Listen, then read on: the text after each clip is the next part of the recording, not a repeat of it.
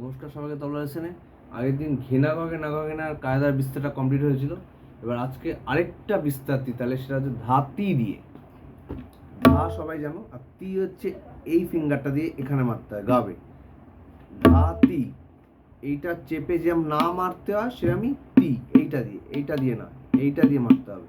ধাতি তি এইটা, তাহলে ধাতি না ধা তেরে কেটে ধাতি না ধা থুন্না কতা, আবার তাতি না তা তেরে কেটে ধাতি না ধা ধিন্না ঘেনা।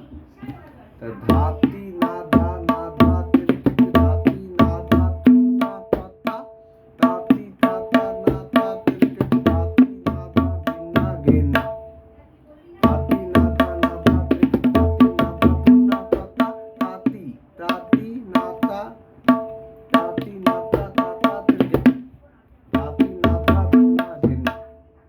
মেন টিটা দিয়ে তোমাদের এই কায়দাটা শেখালাম, বিস্তারটা তি ধাতি তীর ইউজটা হবে।